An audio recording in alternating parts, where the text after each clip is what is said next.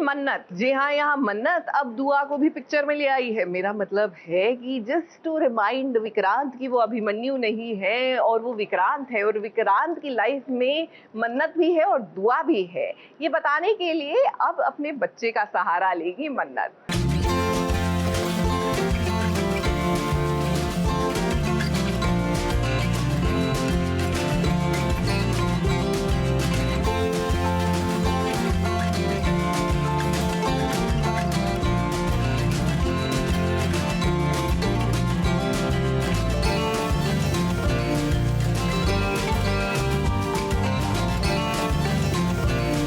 मन्नत के साथ साथ नन्ही दुआ भी कोशिश कर रही है अपने पिता की याददाश्त वापस लाने में।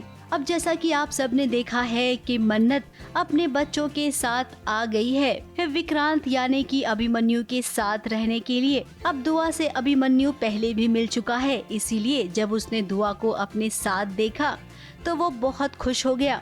दुआ ने उसे एक लॉकेट दिखाया, उस लॉकेट को देखकर बेहोश हो गया विक्रांत। अब यहाँ पर मन्नत चाह रही थी कि विक्रांत को वो अस्पताल ले जाए ताकि वो अपने डॉक्टर से इलाज करा पाए, लेकिन सम्रागिनी बहुत चालाक है, उसने कह दिया मन्नत को कि वो अपने डॉक्टर से इलाज करवाएगी। अब इसका मतलब तो हम और आप जानते हैं, समझते भी हैं। अभिमन्यु फिर से बेहोश हो जाता है बिकॉज उससे कुछ फ्लैशेस आते हैं कि शायद मैं जो हूँ वो नहीं हूँ। सो उस वक्त भी हम लोग कोशिश करते हैं कि मन्नत को अवॉइड करें और बोलें कि नहीं हम अपने डॉक्टर को बुला के चेकअप करवा लेंगे, बिकॉज क्योंकि मैं चाहती नहीं हूँ कि उसकी याददाश्त वापस आए। तो अभी अभिमन्यु बेहोश हो चुका है, इसलिए मैं और साम्रागिनी हम दोनों उसको रूम में लेके गए हैं, जहाँ पे मैं बहुत पैनिक कर जाती हूँ क्योंकि अभिमन्यु बेहोश हो गया और मुझे बहुत बुरा लग रहा है कि बार बार उसके साथ ऐसा क्यों हो रहा है। तो मैं बहुत पैनिक करती हूँ। इतने में दी मेरे पास आती है और वो बोलती हैं कि अगर उसे तुम इतनी ज़ोर से बोल रही हो कि उसे याद ना आ जाए, मुझे डर है कि कहीं उसे पुरानी बातें याद ना आ जाए और वो मुझसे दूर ना चला जाए। तो बस वहीं पे वो मुझे समझा रही होती है कि थोड़ा शांति से बात करो, क्योंकि अगर वो उसको पता चल गया, वो जाग गया, तो हमारे लिए बहुत बड़ी प्रॉब्लम क्रिएट हो सकती है। सम्रागिनी कभी भी नहीं जाने देगी वापस विक्रांत को। अब इस बात का वो जरूर पता लगाएगी कि आखिर मन्नत का अभिमन्यु के साथ रिश्ता क्या है, और ये जो पूरी बच्चा पार्टी आई है ना, वो असलियत में आखिर है कौन। अब यहाँ पर विक्रांत भी परेशान है। इस सम्रागिनी से वो कह रहा है कि मुझे तो समझ ही नहीं आ रहा है कि हो क्या रहा है। भगवान से भी वो यही सवाल पूछ रहा है। मुझे ऐसा डाउट हो रहा है कि इसे कुछ तो है जो अभिमन्यु हमसे छुपा रहा है, तो मैं वो जानने की कोशिश कर रही हूँ कि ऐसे कौन से फ्लैशेस उसको आते हैं या ऐसा कौन सा याददाश्त उसको वापस आती है जिसकी वजह से वो बेहोश हो जाता है। तो यही कोशिश कर रहे हैं कि उसकी याददाश्त वापस नहीं आए, क्योंकि अगर याददाश्त वापस आ गई तो डेफिनेटली अभिमन्यु विक्रांत बनकर मन्नत के पास ही जाएगा, मान्यता के पास क्यों ही जाएगा। फिलहाल तो विक्रांत हमें भी नहीं पता कि आपको कब तक ऐसे देखना पड़ेगा। हम एक दर्शक की तरह ये शो देखते हैं और हमें लगता है कि अब बहुत हो गया ये वाला ट्रैक। आपकी याददाश्त जाने वाला ट्रैक तो फैंस को पसंद नहीं आया, इसीलिए अब इसे फटाफट से खत्म करना चाहिए। मुंबई से कैमरामैन प्रकाश पाटिल के साथ एबीपी न्यूज रिपोर्ट।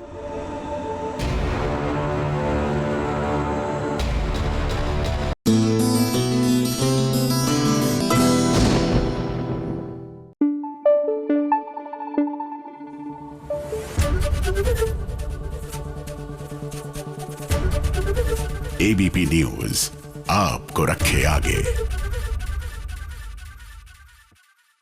चलिए सास बहू और साजिश में आगे बढ़े। सोमवार का दिन है, उससे पहले हाई पॉइंट्स देख लेते हैं।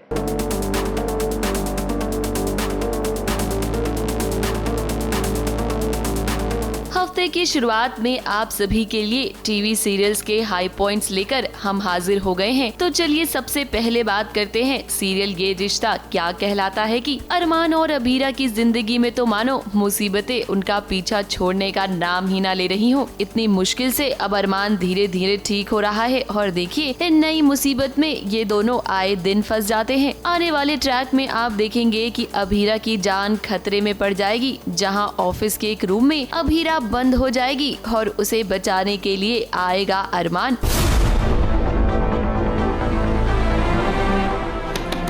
अरमान, कोई है? अरमान, ये धुआं कहाँ से आ रहा है? प्लीज मुझे जल्दी से यहाँ से बाहर निकालो।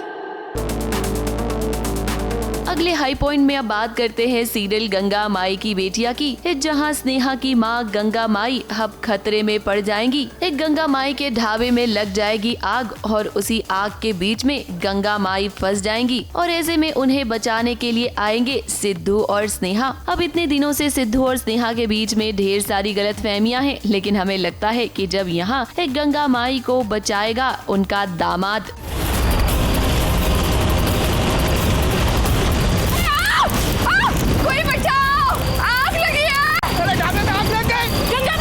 लेकिन हमें लगता है कि जब यहाँ एक गंगा माई को बचाएगा उनका दामाद सिद्धू, तो स्नेहा के मन में जो कड़वाहट है वो कम जरूर होगी।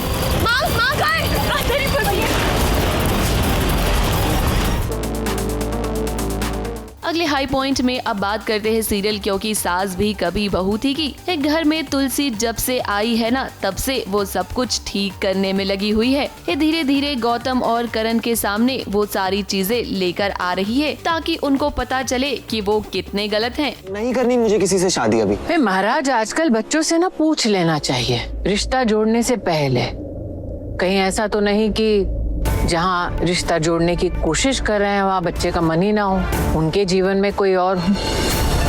अब एक तरफ शांति निकेतन में रहकर ये सब कुछ करेगी तुलसी, तो वहीं दूसरी ओर बात करते हैं अंगद और वृंदा की। एक कहानी में अब बहुत जल्द ही अंगद और वृंदा का आमना सामना होगा।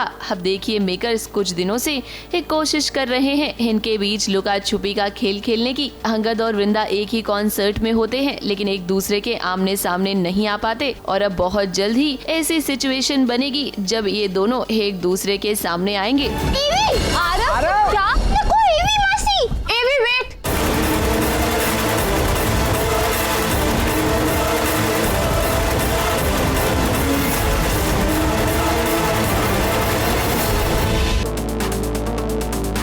अगली अपडेट आपको देते हैं सीरियल तुमसे तुम तक की। तो भाई अनु को सच का पता तो लग ही गया है कि आर्यवर्धन उससे झूठ बोल रहा है। आगे आने वाले ट्रैक में अब आप देखेंगे कि अनु को मनाने के लिए अपने ससुराल आएगा आर्यवर्धन। अब देखना यहाँ पर ये होगा कि क्या वाकई में जो सच इतने दिनों से अनु के सामने नहीं आया वो खुल जाएगा। क्या अपने अतीत का सारा सच आर्यवर्धन अनु को फाइनली बता देगा। हमारे और अनु के बीच झगड़ा हुआ है, इसलिए वो घर छोड़ के गई है अपने मैके। सारी गलती मेरी है। मैं जानती हूँ बेटा कि तू अनु के बिना नहीं जी सकता और ना ही वो तेरे बिना जी सकती है, इसलिए जा बेटा, जाके उससे माफी मांग, उससे मना, उसे घर वापस ले आ।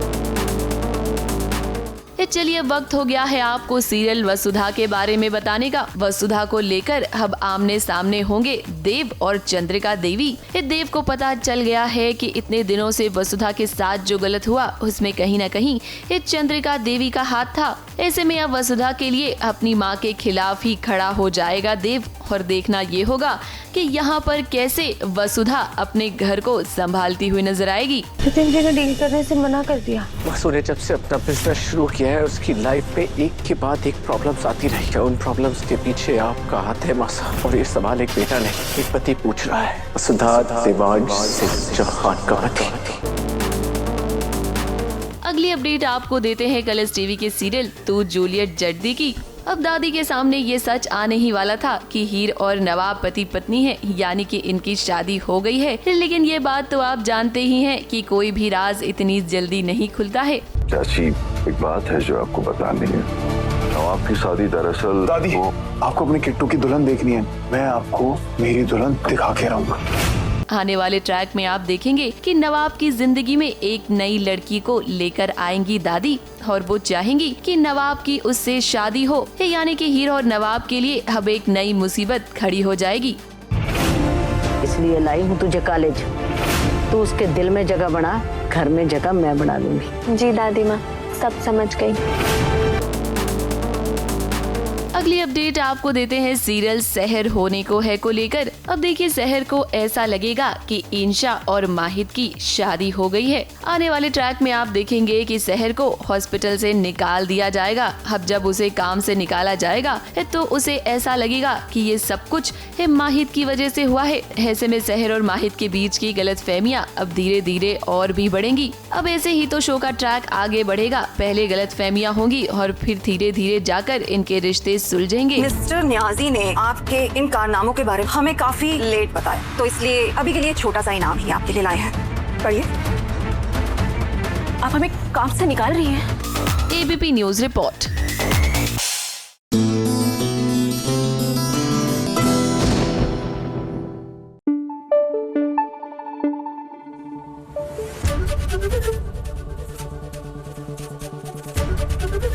एबीपी न्यूज आपको रखे आगे। कह रहे हैं 14-15 के आसपास ना दिल्ली में होनी चाहिए बारिश। वैसे मेरा आमतौर से मेट डिपार्टमेंट के साथ जो रिश्ता है ना, वो ये है कि जब वो बोले उसके 2-1 दिन बाद ही शुरू होती है। बट है कुछ लोग जो बारिश का आनंद ले रहे हैं। जी हाँ, उन्हें मुंबई वासी कहते हैं। तो किस तरह महादेव एंड सन्स में, क्योंकि बारिश वाला सीन फिल्माया जा रहा था, तो ऑन स्क्रीन और ऑफ स्क्रीन ले रहे हैं ये लोग बरसात का आनंद। देखिए जरा।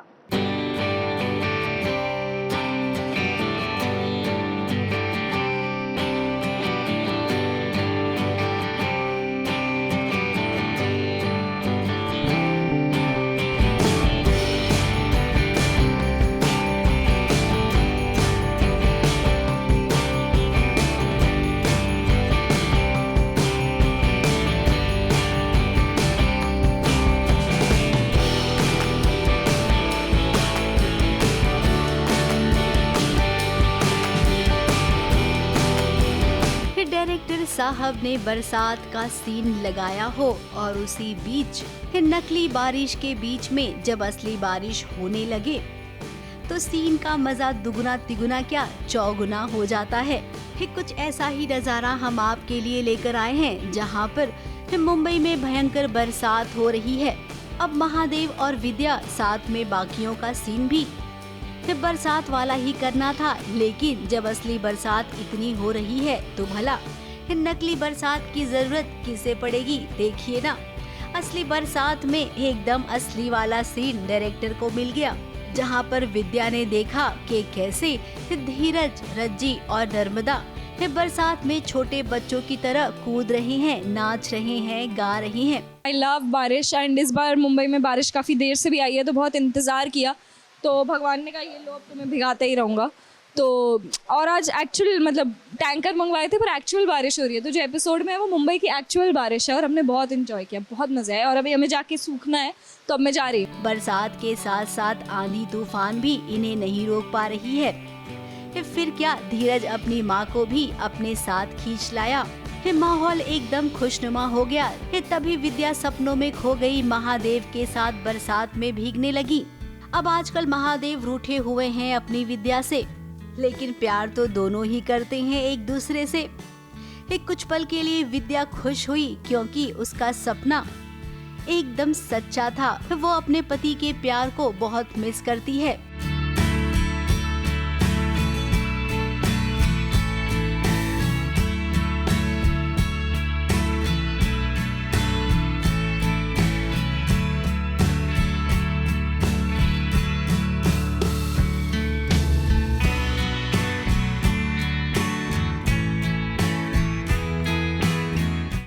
माहौल थोड़ा ख़राब हो गया है महादेव परिवार में, विद्या निवास में सब उदास उदास है, तो मुझे लगता है कि बारिश की ये जो आंधी आई है, सॉरी आंधी में जो बारिश आई है, उसके कारण सबके चेहरे पे थोड़ी सी हल्की सी अच्छी सी प्यारी सी मुस्कान आई है। नहीं रियल है, हाँ, कोई फ्लैशबैक वैशबैक नहीं है, सच हो रहा है ऐसा। सारे देविया फैंस के लिए खुशखबरी खुशखबरी खुशखबरी। हाँ, सुलह हो गई। अब ये तो पूरा सीन आप टीवी स्क्रीन पर देखेंगे ही अपने, लेकिन जो नहीं देखेंगे ना, हम आपको वो भी दिखाएंगे स्पेशली। बरसात में भीगते भीगते एकदम से ठिठुरने लगे थे सितारे। तभी यूनिट वाले भी इसी बरसात में मस्ती करने लगे। जरा देखिए सेट का माहौल, पूरा सेट पानी से भर गया है। जिसे देखो वो बरसात में भीग रहा है। स्टोरी चलो चलो चलो चलो जल्दी चलो जल्दी, हमारा वाटरफॉल खत्म हो जाएगा, बारिश में शूट करना अलग बात है, लेकिन बारिश के साथ जो आंधी दिखाना वो और थोड़ा मुश्किल हो जाता है, क्योंकि जब वो स्टॉर्म फैन लगते हैं तो पानी का जो बहाव है और हवा ये सबको मतलब सबको बेहाल कर देती है। हम इन्हें पता है कि इसके बाद अगला सीन भी करना है, लेकिन क्या करें, ये सब सीन में इतना रम गए कि अपने आप को बरसात में भीगने से रोक ही नहीं पाए। मुंबई से शिवानी सिंह के साथ एबीपी न्यूज रिपोर्ट।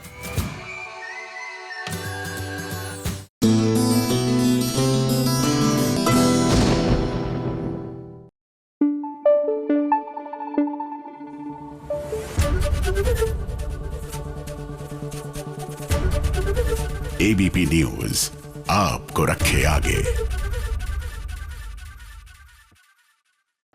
अच्छा, हमारी टेलीविजन की बहुओं की ना एक खूबी होती है, दे आर लाइक ऑलराउंडर्स। जो कार्य करती हैं अच्छा करती हैं। अब Jagaddhatri is a great spy, ये तो आप जानते हैं, लेकिन अब वो एक बहू भी है, यानी कि शादी हो गई है रीति रिवाजों के साथ और शादी को मन से अपना लिया है, तो वो एक अच्छी बहू भी बन रही है। घर में बप्पा की पूजा है और देखिए जगधात्री की तैयारी।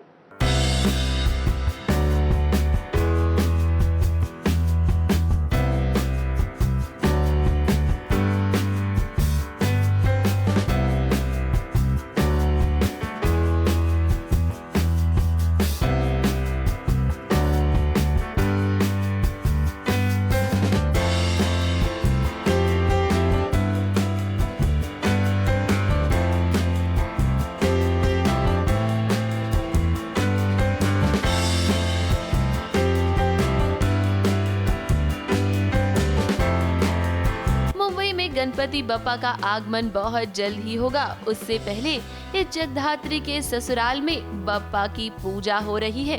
अब क्या है ना कि एक स्पाई होने के साथ साथ जगधात्री घर की बड़ी बहू रानी भी है।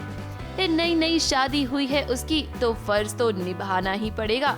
जगधात्री अब इस घर की बहू बन चुकी है, बड़ी बहू, और उसने वो सारी रिस्पॉन्सिबिलिटीज़ जितनी भी होती है ना बड़ी बहू की, वो ले ली है, मन से ले ली है। अपने आप को वाइफ भी मानती है। पहले वो आती है यहाँ पर आरती करने के लिए, पर वो देखती है कि सिर्फ माया ताई और महेश काका ही आए हैं और कोई आया नहीं, और शिवाय भी है पर फैमिली मेम्बर्स में से और कोई आया नहीं। माया ताई और मेरे बीच में यही बात हो रही है। मैं अपना जो दुख है उनको बताती हूँ और वो बोलती हैं कि अगर वो नाराज़ हैं तो सिर्फ नाराज़ ही हैं, तो उनका मन बदल सकती हो तुम कुछ करके। तो वो सोचो कि क्या करना है, और मुझे पूरा यकीन है कि तुम उनका दिल जीत ही लोगी। अब जगधात्री को ये बात पता है कि घर में कुछ लोग ऐसे हैं जो उसके खिलाफ हैं, जैसे कि तपस्या और उसकी सासू माँ, लेकिन वो ये चाहती है कि वो धीरे धीरे कर सभी घर वालों के दिल में अपने लिए एक जगह बना ले।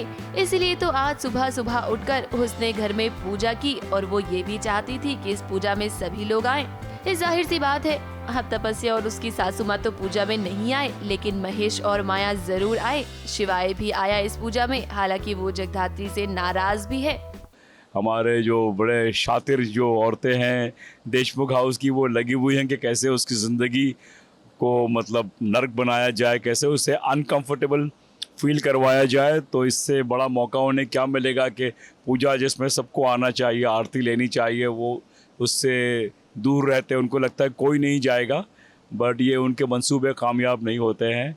माया इज़ देयर और Mahesh Deshmukh is always there. Musa ने भी मरते मरते बोला है कि मूसा ख़त्म नहीं हुआ है, तो बहुत सारी चीज़ें हैं जो दफन हैं, जब वो उभर के आएंगी तो भूचाल आ जाएगा। अब देखिए, जगधात्री भले ही अपना मिशन पूरा करना चाहती है, लेकिन अब वो इस शिवाय से प्यार भी करने लगी है और उसने अपने आप को इस घर की बड़ी बहू रानी भी मान लिया है।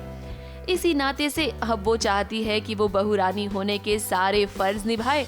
ये देखना ये होगा कि क्या वो कामयाब हो पाएगी सभी लोगों का दिल जीतने में। मुंबई से सोनू शुक्ला के साथ एबीपी न्यूज रिपोर्ट।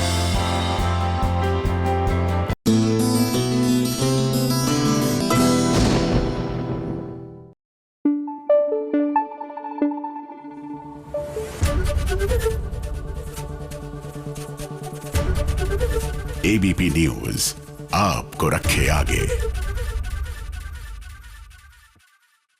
लक्ष्मी निवास में लीजिए वीर की दादी शादी का ड्रामा शुरू हो गया है। वैसे कई बार मुझे लगता है ये सीरियल्स की जो नेगेटिव कैरेक्टर्स होते हैं ना, ये तो वेट करती होंगी घर में कोई शादी करके बहू आए, हम सियापे पाए, मतलब लाइफ में थोड़ा तो एंटरटेनमेंट रहे। तो भाई घर में चोरी हुई है और चोरी का इल्जाम मढ़ दिया गया है नई नवेली बहू रानी परी यानी राधिका पर। हे भगवान, हमारे सारे गहने चोरी हो गए, अब हम क्या करें? हमारे हे भगवान, हमारे सारे गहने चोरी हो गए। अरे हम टूट गए, बर्बाद हो गए, अब हम क्या करेंगे? अरे टूट गए, बर्बाद हो गए, सब गहने चोरी हो गए। 80 साल की दादी को भी मानना पड़ेगा, इस उम्र में भी क्या नंबर 1 ड्रामा कर रही है ये दादी। अब दादी आप ना अपने जमाने में जरूर सुपरस्टार रही होंगी, तभी तो पूरे घर वालों के सामने आज आपने जो एक्टिंग की है ना, उसके लिए आपको पूरे 10 में से 10 नंबर मिलने चाहिए। हमारे पूरी की पूरी तिजोरी एकदम सपाट हो गई, पूरी हमारी अलमारी खाली है, कुछ होना बचा है। कौन आया, कहाँ से आया, क्या लेकर गया और क्या लेकर चंपत हो गया, हमें ना मालूम, हमें कुछ ना मालूम। अरे उसमें तो तुम्हारे पिताजी की आखिरी निशानी, अरे उनकी अंगूठी भी थी, अब क्या जवाब देंगे उनको हम ऊपर जाके। अब राधिका से आप नफरत करती हैं, ये तो सबको पता है, लेकिन इस चोरी का यूं झूठा इल्जाम भी लगाने की कोशिश करेंगी, ये तो हमें क्या, किसी को भी नहीं लगता है कि ऐसा होगा, और वो भी जब राधिका के साथ वीर खड़ा है। कि मैं पहले आके देखती हूँ कि कोई है क्या, नहीं है तो पहले थोड़ी मध्यम आवाज़ में बोलती हूँ, हाय मेरे गहने चोरी हो गए। लेकिन जब भी कोई सुनाई नहीं देता, कोई बाहर ही नहीं आता, फिर हमने ज़ोर ज़ोर से चिल्लाना शुरू कर दिया कि हाय हमारे गहने चोरी हो गए, तो पूरा परिवार आ जाता है, फिर वो पूरा ड्रामा होता है। वीर तो आपसे अच्छे से वाकिफ है, वो जानता है कि उसकी दादी कुछ भी कर सकती है। आप सबको याद है ना, वीर ने कहा था कि राधिका जी को घर से भगाने के लिए या फिर परेशान करने के लिए अगर आप सबने टीवी सीरियल वाला ड्रामा किया तो उससे बुरा कोई नहीं होगा। फिर इसके बावजूद आपने वही वाली हरकत की। इतने पिछड़े ख्यालों के हैं, कैसे औरत की कहाँ जगह होनी चाहिए। पहले जो एक ज़माने में ऐसा जब लोग सोचते थे, तो शायद हम लोग अभी भी उसी सोच को लेके थोड़ा आगे बढ़ रहे हैं और इस ज़माने में भी ऐसे ही सोचते हैं। लेकिन कहीं ना कहीं जब समझ में आता है कि सब लोग हमारा खिलाफत करने लगते हैं, तो झट से बदल भी जाते हैं, सिर्फ मतलब अपना फेस सेविंग के लिए। खैर कोई नहीं, अब ये चोरी वोरी का इल्जाम है ना, इसका पर्दाफाश तो वीर करेगा ही। इसी के साथ घर वालों को एक और बात से प्रॉब्लम थी, राधिका काम करना चाहती है और यहाँ पर जितने भी लोग मौजूद हैं ना, सब ने मना कर दिया कि हमारे खानदान की बहू नौकरी नहीं करेगी। अब यहाँ पर भी वीर ने राधिका के लिए स्टैंड लिया, बहुत ज़्यादा, और बहुत ही ज़्यादा कुछ क्या बोलते हैं, राधिका भक्त हो गया है। इसीलिए मैं कह रही हूँ ना, तुम्हारी आंखों पे बस एक ही जो पट्टी बंदी है ना, उस पर एक ही नाम है, राधिका राधिका राधिका जी। तो वो बिल्कुल सही बोला, वो डायलॉग में नहीं था लेकिन बोल दिया मैंने। अब राधिका को धीरे धीरे समझ में आएगा कि वीर बहुत ही अच्छा लड़का है, इससे बेहतर लड़का उसे मिल ही नहीं सकता था, और अब यहीं से राधिका के दिल में वीर के लिए जगह बनेगी और इनके बीच शादी के बाद वाला प्यार होगा। मुंबई से कैमरामैन सुजीत मिश्रा के साथ एबीपी न्यूज रिपोर्ट।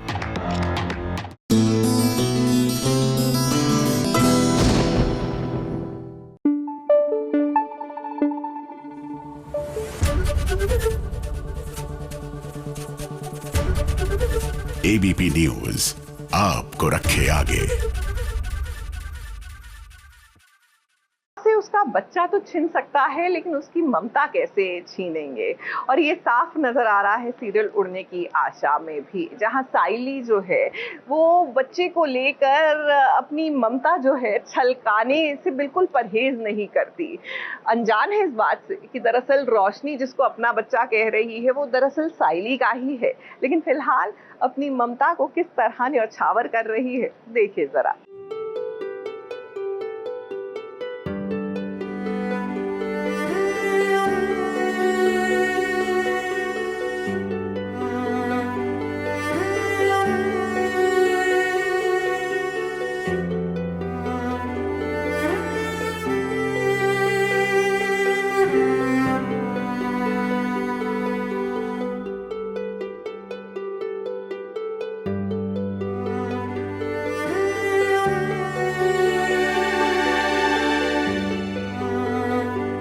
साइली की गोद में आज चंदा और सूरज दोनों उतर आए हैं और उसकी आंखों का तारा ये बच्चा बन गया है, क्योंकि साइली को लगता है कि अगर उसका बच्चा जिंदा होता तो वो भी इसी तरह होता। वो अपने बेटे के सदमे से बाहर नहीं आ पा रही है। वो बच्चे पर अपनी ममता बरसा रही होती है, तभी वहाँ रोशनी पहुंचकर बवाल खड़ा कर देती है।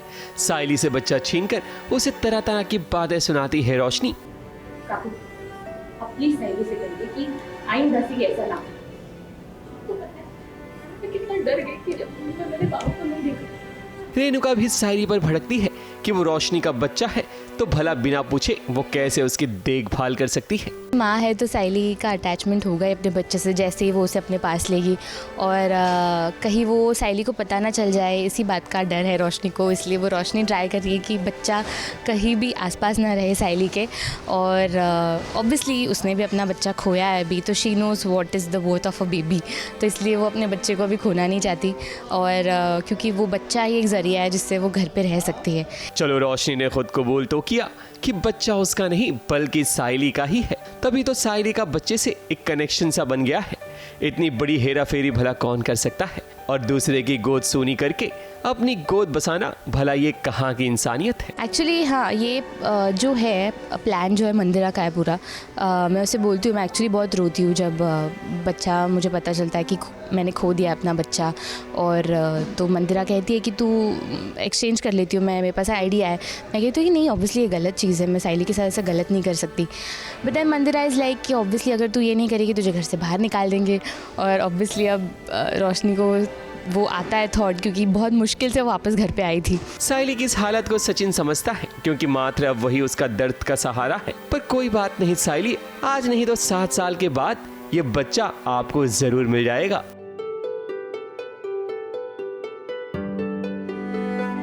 मुंबई से प्रिया धावड़े के साथ एबीपी न्यूज रिपोर्ट।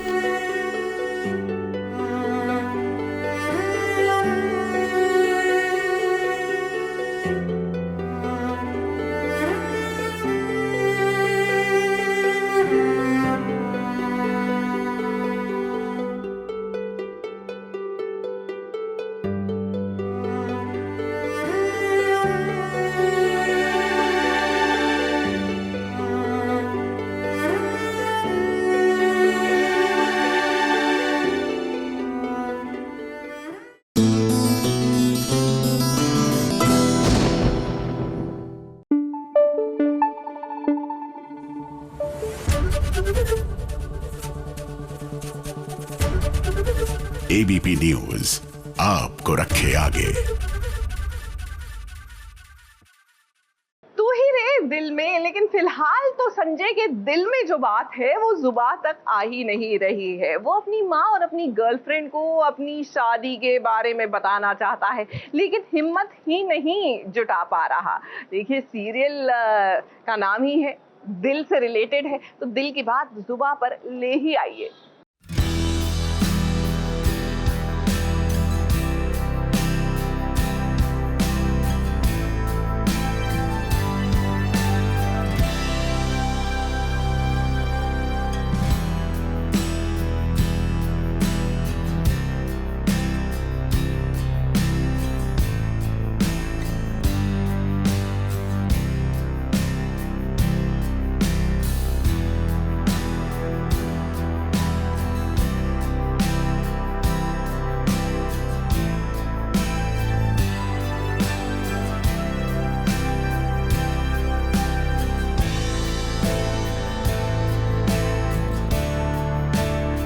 डर डर भटक रही है वृंदा। उसे समझ नहीं आ रहा है कि जो दूसरों का भाग्य जगा दिया करती है, आज उसी की किस्मत कैसे सो गई। वो तो भला हो कृष्णा बेन का, जो वृंदा को अपने साथ ले आई। बेचारी वृंदा 2 दिन से भूखी है, इसलिए तो सबसे पहले कृष्णा बेन उसे पूरी सब्जी खिलाती है, ताकि जब पेट भर जाए तब आगे की बात करें।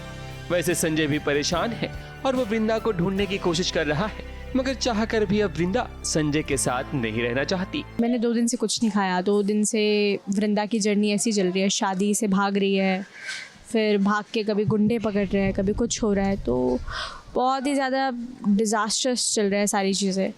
तो वही वो शेयर करती है और उसमें इमोशनल होती है।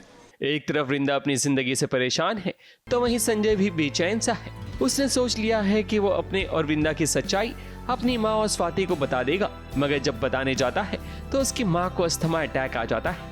ऐसे में संजय अपनी दिल की बात नहीं बता पाता, मगर स्वाति को इस बात का यकीन हो जाता है कि जरूर कोई बड़ी बात है जो संजय अपने दिल में छुपा कर रखा है। ये शेयर करने वाला था कि मेरे साथ क्या हुआ है, जो शादी की घटना घटी है।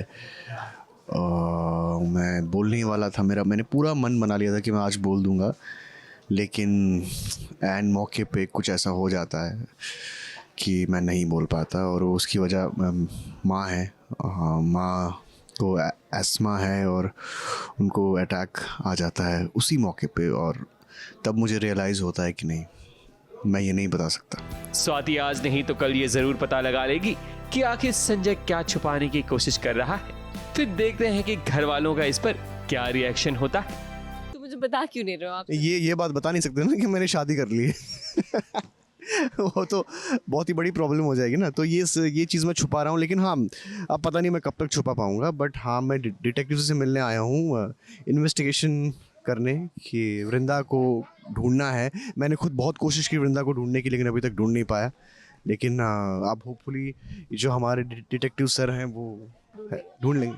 शक, हाँ, क्योंकि जब से संजू वापस आया है मंदिर से, पूजा से, अजीब है, बहुत वियर्ड रिएक्ट कर रहा है, शांत है। संजू तो बहुत चौपी हैप्पी वैसा है, तो जब से वापस आया बहुत अलग हो गया है। तो कहीं ना कहीं मुझे लग रहा है कि कुछ तो हुआ है ऐसे, और मैं पता निकाल ही लूँगी।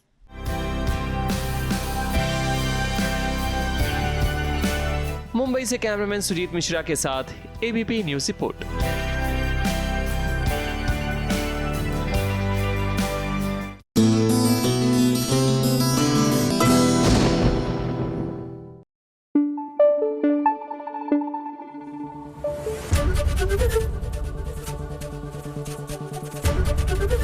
एबीपी न्यूज आपको रखे आगे। तुम देना साथ मेरा। यहाँ रक्षित जो है इन दिनों बड़े खुश हैं, क्योंकि उनकी सासू माँ, सून टू बी सासू माँ, मतलब अपराजिता की मम्मी जो है, उनसे बड़ी इम्प्रेस हैं। और इतनी इम्प्रेस्ड है कि हमें तो लग रहा है बिल्कुल जब रक्षित को देखती होंगी तो दामाद जी नजर आते होंगे।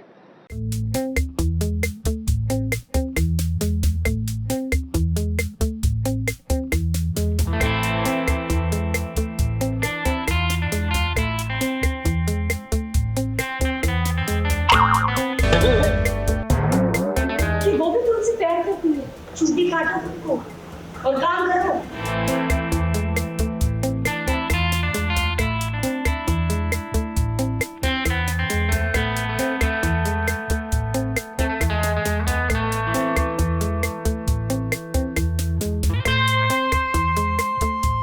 अपराजिता को लगा भाई 440 वोल्ट का झटका जब उसने देखा कि रक्षित और उसकी माँ अब तो हाथ मिला रहे हैं, क्योंकि मम्मी जी ने कहा है रक्षित से कि क्या तुम मेरे पार्टनर बनोगे।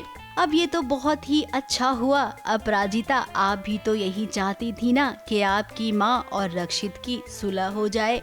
अब कुछ बातों को लेकर अपराजिता की माँ रक्षित के बारे में गलत सोचने लगी थी, लेकिन जहाँ पर अपराजिता के घर वालों ने ही अपराजिता का साथ छोड़ दिया था, ऐसी हालत में रक्षित ही था जो आगे बढ़ा और उसने अपराजिता का साथ दिया, यहाँ तक कि अपनी जान को भी जोखिम में डाला।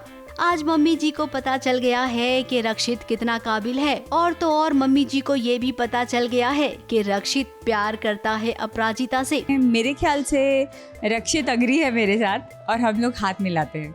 सो that was the end of that scene, जहाँ पे मैं बोल रही हूँ कि बेटा पार्टनर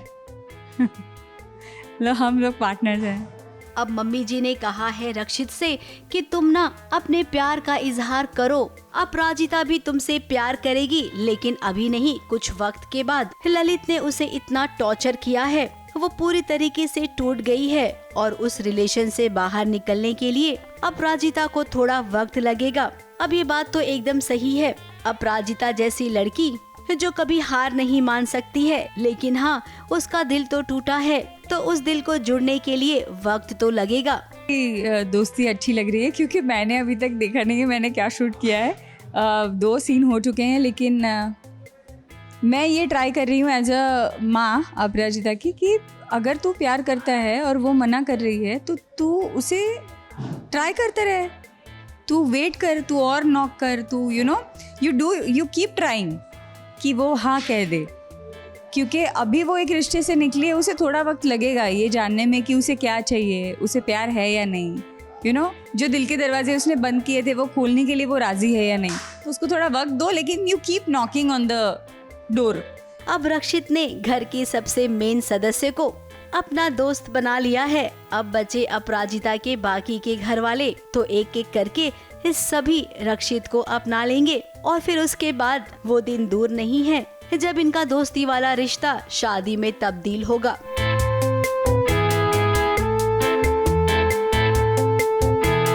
मुंबई से कैमरामैन सुजीत मिश्रा के साथ एबीपी न्यूज रिपोर्ट।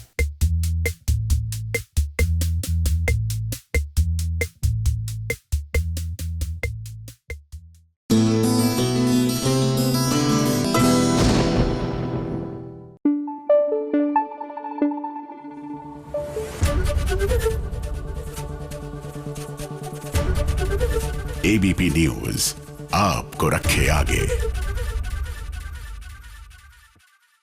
भाई अब पछताए खुद क्या जब चिड़िया चुग गई खेत। ये ज्ञान बांट रहे हैं हम विश्वास को, क्योंकि जब आपके पास आरंभी थी तो आपको अवंतिका के अलावा कुछ दिखता नहीं था। अब जब आरंभी और ध्रुव की केमिस्ट्री नजर आ रही है तो आपकी जान सुलग रही है, लेकिन it's a little too late, आपको नहीं लगता?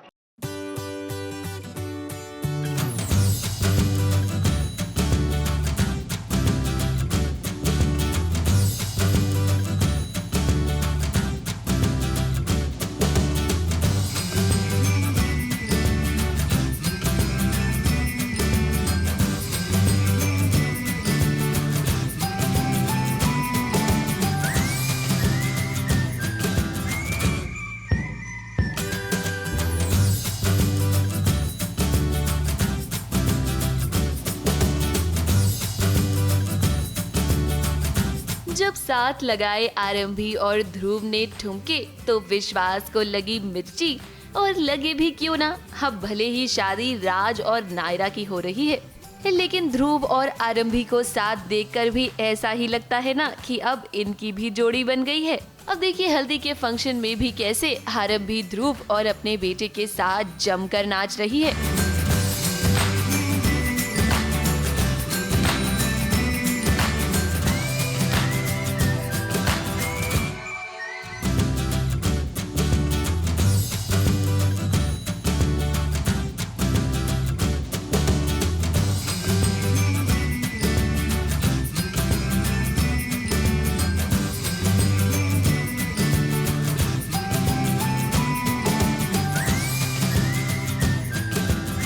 ध्रुव और आरंभी पर नजर बनी हुई है विश्वास की, मानो आरंभी और ध्रुव ने पता नहीं क्या कर दिया हो। इस सीरियल आरंभी में इन दिनों शादी का जो ट्रैक चल रहा है उसके लिए कॉस्ट्यूम और क्रिएटिव टीम ने एक खूब मेहनत की है और ये साफ साफ दिख रहा है। हल्दी के फंक्शन के लिए सभी घर वालों को पीले और सफेद कपड़े दिए गए हैं, एक गेंदे के फूल के गजरे बनाए गए हैं। आरंभी, उसकी सासू माँ और घर की बाकी औरतों के हाथ में हरी और पीली रंग की चूड़ियाँ भी हैं। वैसे हमें यहाँ लगता है कि आरंभी का लुक ना थोड़ा और ज्यादा अच्छा हो सकता था। इस सभी के मुकाबले आरंभी थोड़ी सिंपल लग रही है। अब जिस तरह से दिन ब दिन आरंभी और ध्रुव की नजदीकियाँ बढ़ रही है ना, ये देखकर विश्वास को तो बिल्कुल भी अच्छा नहीं लग रहा।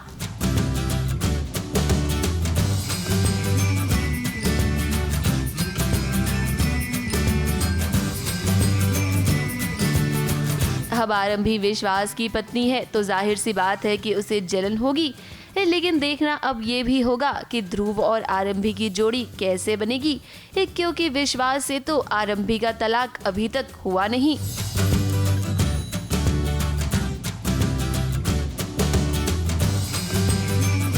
ABP news report.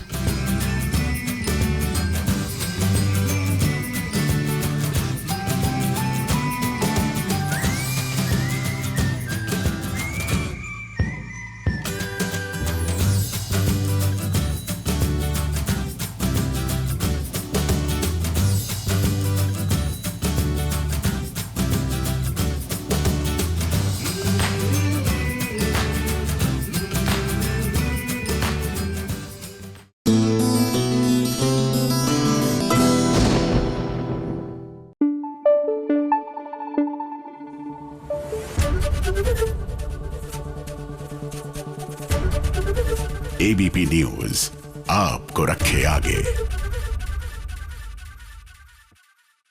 मन सुंदर में रूही की दिक्कतें अभी शुरू हुई है। लीजिए, बच्चे को तो उसने बचा लिया, लेकिन खुद मुसीबत में फंसी हुई है।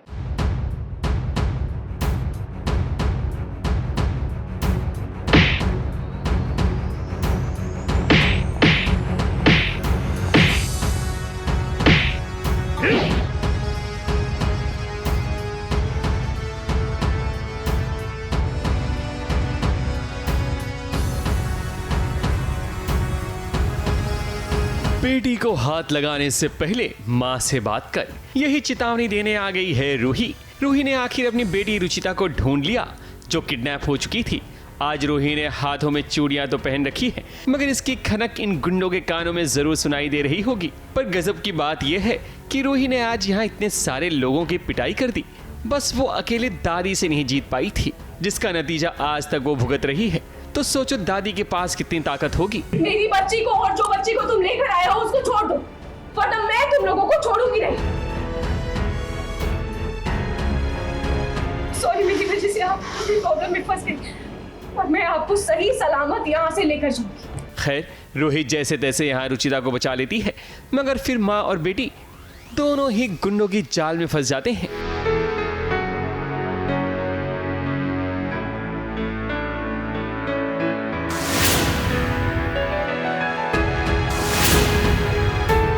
रूही को इस बात की तसल्ली तो जरूर हुई होगी कि चलो अब उसकी बेटी रुचिता मिल तो गई, वरना रूही की हालत तो और भी खराब हो जाती। अब भले ही रूही को बंदी बना लिया गया हो, मगर वो इतनी आसानी से हार तो नहीं मानेगी, क्योंकि टीवी की बहुएं हर परेशानी को चुटकियों में दूर कर लेती हैं। वैसे रूही यहाँ सिर्फ अपनी बेटी को ही नहीं, बल्कि जितनी और भी लड़कियाँ किडनैप हुई हैं, उन्हें भी बचाने आई थी। और दूसरी लड़की कहाँ है? जल्दी बताओ, वरना क्या हमसे पंगा लेगी? हमसे? रूही और रुचिता तो दोबारा गुंडों के हाथ लग गए हैं। अब तो लगता है कि इन्हें बचाने कोई और नहीं बल्कि नाहर ही आएगा। तब हो सकता है कि रूही की याददाश्त भी लौट आए। ABP news report.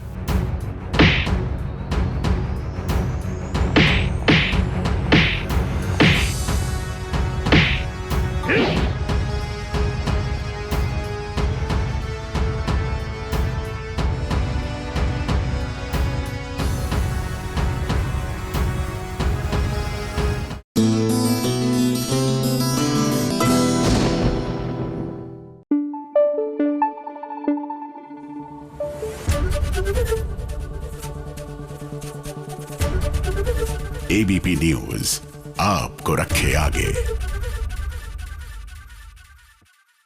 बात करते हैं सीरियल पति ब्रह्मचारी की। यहाँ पर कहाँ हमें लगा था कि ईशा और सूरज की लाइफ जो है अब साथ साथ आगे बढ़ेगी और इन दोनों की लव स्टोरी हमें अंत तक देखने को मिलेगी, लेकिन वो लव स्टोरी ही क्या जिसमें बीच में बाधाएं ना हो। तो ऐसा है ना कि सूरज की असलियत जो है वो ईशा के सामने आ गई और गुस्से में लीजिए उसने तो सूरज का मुंह भी काला कर दिया, मतलब कालिक पोत दी।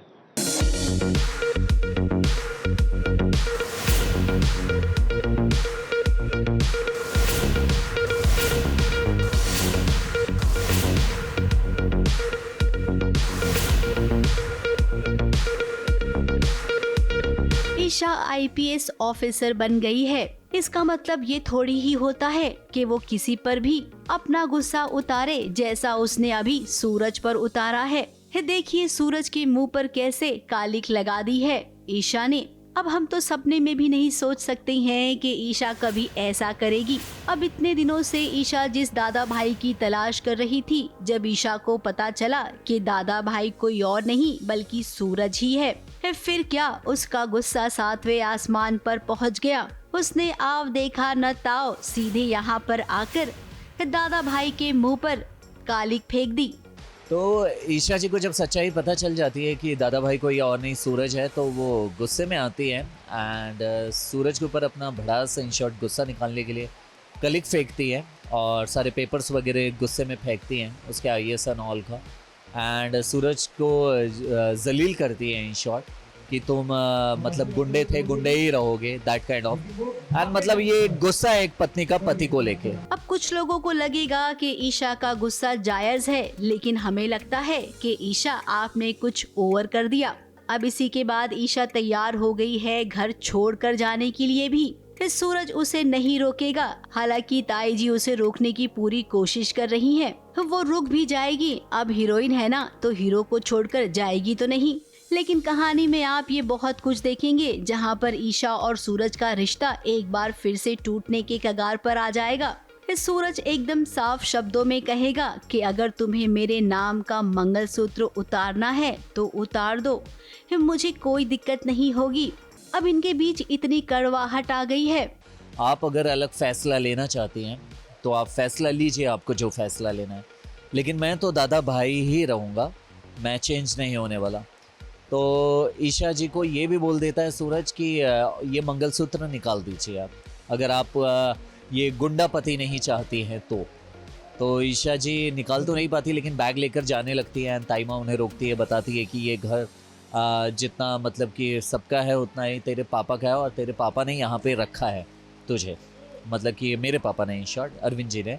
तो ईशा जी जाती नहीं है और सूरज को गुस्सा आता है क्योंकि 2 टीम डिवाइड हो जाती है अलग अलग। तो सूरज को ये गुस्सा आता है कि मतलब ये सारी चीज़ें हो क्यों रही है। एंड सूरज जो वहाँ पे अग्नि का रहता है उस पर हाथ रख देता है और ब्लड निकलने लगता है इसको, मतलब किसी नाखून चीज़ों की वजह से। एंड ईशा जी वहाँ पे ही भाग के आती है एंड पट्टी बांध देती है साड़ी फाड़ के। तो वो उनका यही कहना रहता है, ये आईपीएस ईशा सिंह नहीं, ये ईशा है जो कि सूरज को पट्टी बांध रही है। तो दोनों का आमना सामना हो जाता है। इन शॉर्ट सूरज यही बोलता है कि ठीक है, आप दादा भाई को पकड़ी हैं, अगर आप में दम है तो दादा भाई को पकड़िए, सबूत लाइए, और मैं आपसे वादा करता हूँ मैं खुद सरेंडर कर दूंगा आपको। ईशा एक पुलिस ऑफिसर बन गई है और अब तो सूरज ने कह दिया है कि तुम्हें जो करना है करो, फिर मैं दादा भाई बनकर ही रहूंगा।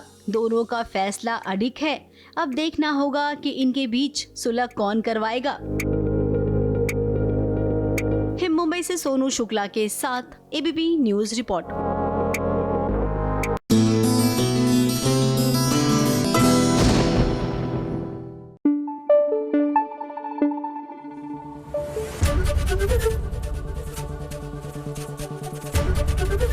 एबीपी न्यूज आपको रखे आगे। बाय द वे, आप अभी तक जापान गए हैं? मैं नहीं गई हूँ, मेरी बकेट लिस्ट में है, लेकिन अभी तक गई नहीं हूँ। लेकिन जब तक नहीं गई हूँ इसका मतलब ये थोड़ी ना कि जापान के बारे में हम रिसर्च नहीं कर सकते, बल्कि ऐसा ही करना चाहिए। पता लगा लो क्या क्या करना है जापान जाके, के लिए जब भी मौका मिले अच्छे से घूम के आएंगे। तो चलिए, श्रद्धा आर्या ने एक बड़ी बढ़िया सा व्लॉग बनाकर भेजा है हमारे लिए from her family vacation in Japan. Let's take a look.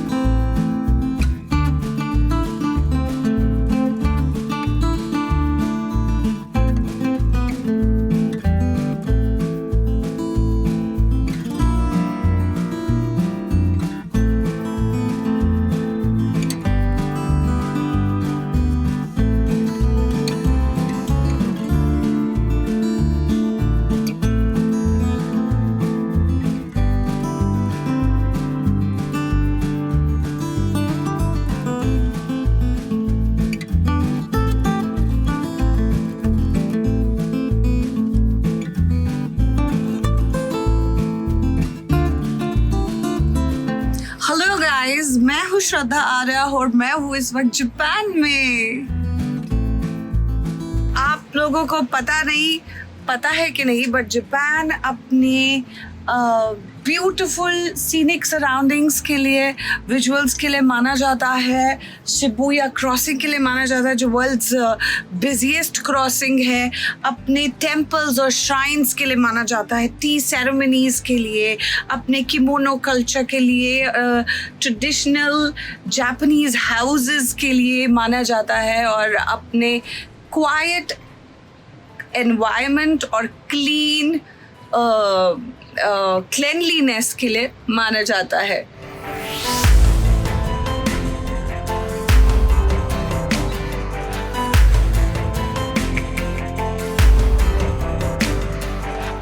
of course, how can I forget? Nobody can forget Mount Fuji. Mount Fuji के लिए माना जाता है.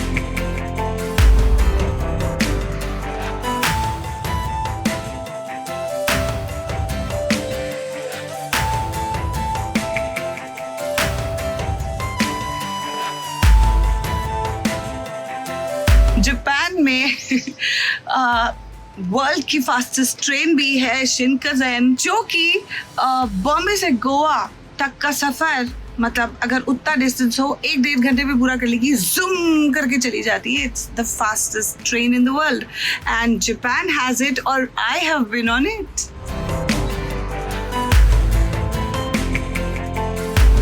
तो आपने देखा होगा कि कितनी प्रिटी कंट्री है, लेकिन क्या मैं एक्साइटेड नहीं हूँ एक दिन के बाद घर वापस जाने के लिए?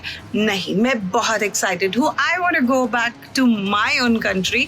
ऐसा नहीं है कि मुझे उसकी याद नहीं आ रही यहाँ पे, क्योंकि इंडिया की जो वार्मथ है, इंडिया की जो स्माइल्स हैं, वो थोड़ा मैं यहाँ पर मिस कर रही हूँ.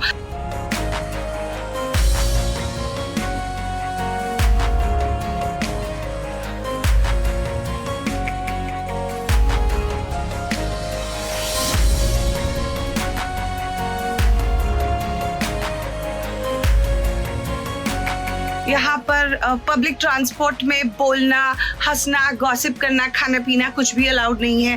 फ़ोन पे बात करना भी अलाउड नहीं है, तो वो मत करना, because it's how they live here and I appreciate that very much. तो उन्हीं के रूल्स फॉलो करना उनकी कंट्री में, है ना. अगर आप नहीं करोगे तो फिर वो ऑब्वियसली आपको वियर्ड देखेंगे, आपको चेक करेंगे, they will call you out for it. Japan is not a country जहाँ पे आप सड़क पे चलते चलते खाना खाओ या पब्लिक ट्रांसपोर्ट में बैठ के हंसो खेलो या टैक्सीज आराम से ले लो. बड़ी महंगी होती हैं और टैक्सी में भी बैठ के आप बात नहीं कर सकते हो.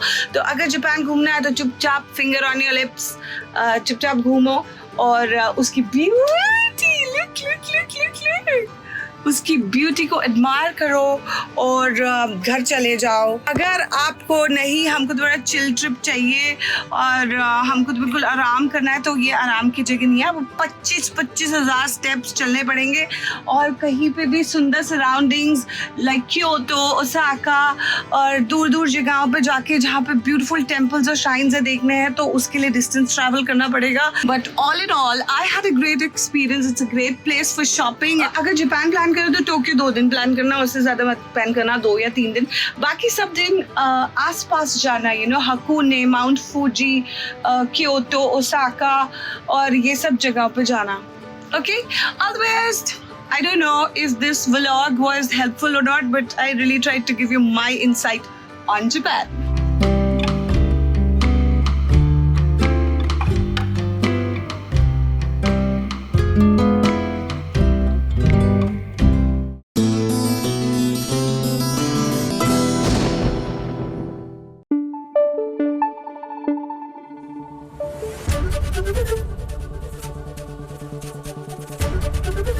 ABP न्यूज आपको रखे आगे.